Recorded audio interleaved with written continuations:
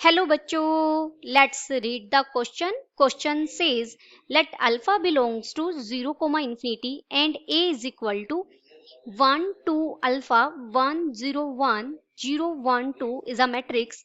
If determinant of adjoint of 2a minus a transpose into adjoint of a minus 2a transpose is equal to 2 raised to power 8, then determinant of a square is equal to option A is 16, option B is 49, option C is 1, option D is 36. First we see the key concept. देखिए अगर आपके पास A कोई matrix है, square matrix है और जिसका order कितना है n बाय n की मैट्रिक्स है, तो उसकी जो एडजॉइंट ऑफ A मैट्रिक्स होगी, एडजॉइंट ऑफ A का डिटर्मिनेंट इक्वल होगा determinant of A raise to power n minus 1। यहाँ n क्या है, जितना ऑर्डर है वो। ओके, अब हमें यहाँ पर पहले हम ये चीज पिक करेंगे। देखिए डिटर्मिनेंट है किसका, एक ये मैट्रिक्स है, क्योंकि किसी मैट्रिक्स का एडजॉइंट में एक मैट्रिक्स आती है और दूसरी ये मैट्रिक्स है। ठीक है, तो डिटर्मिनेंट ऑफ इस मैट्रिक्स को हम ए उन्होंने यूज किया हुआ है, हम बी बोल देते हैं, और इस मैट्रिक्स को हम सी बोल देते हैं।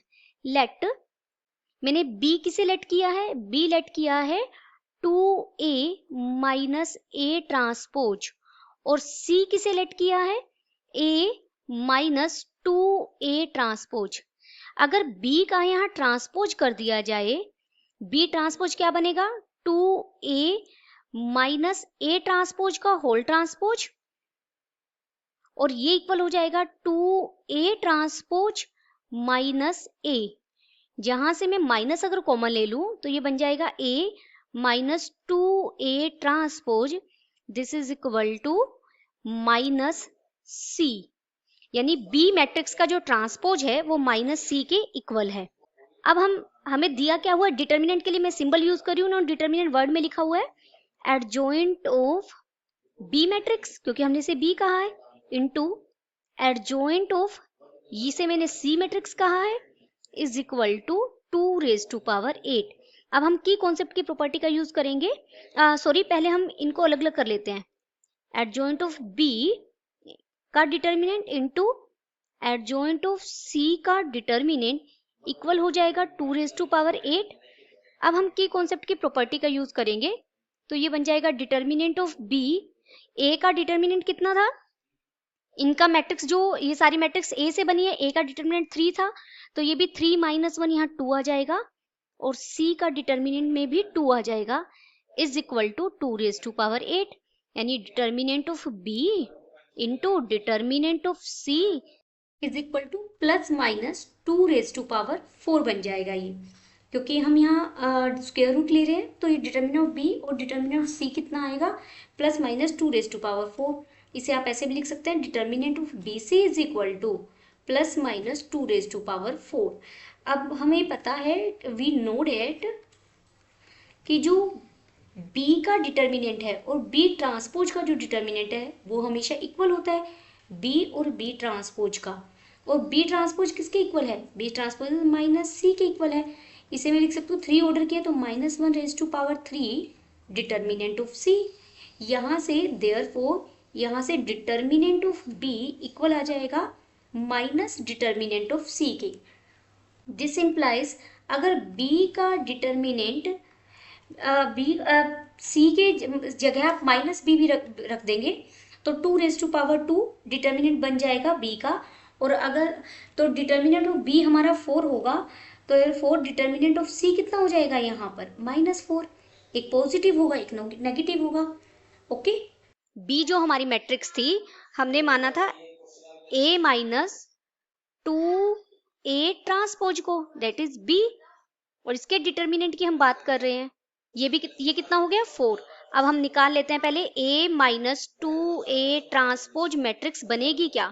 a मैट्रिक्स आपको स्टेटमेंट में दी गई है, a मैट्रिक्स हमारी थी 1 2 अल्फा 1 0 1, और थर्ड रो थी हमारी 0 1 2 -2।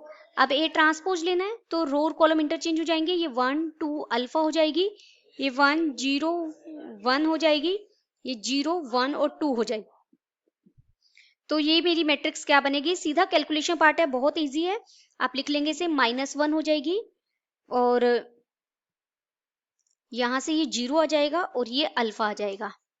ये -3 आ जाएगा, ये 0 होगा और ये -1 होगा। -2 अल्फा, -1, -2, ये हमें मैट्रिक्स मिल गई। अब इसके डिटर्मिनेंट की बात करेंगे तो हम रो के अबाउट एक्सपेंड कर देंगे। रो के अबाउट, मैंने पहली रो के अबाउट एक्सपेंड किया तो -1 और साथ में हो जाएगा 0 -1। सेकंड वाला 0 हो जाएगा तो उसे मैं -0 ही लिख रही हूँ, प्लस अल्फा, अल्फा के साथ इंटू में बनेगा 3 -0। ये डिटरमिनेंट ये हमारा 4 आया है और राइट हैंड साइड में आ गया 1 + 3 अल्फा। दिस इम्प्लाइज, यहां से अल्फा की वैल्यू मिल गई आपको, अल्फा इज इक्वल टू 1 मिल गया, क्योंकि 4 - 1 हो जाएगा यानी 3 अल्फा 3 के इक्वल आएगा, तो यहां से अल्फा आपका 1 आ जाएगा।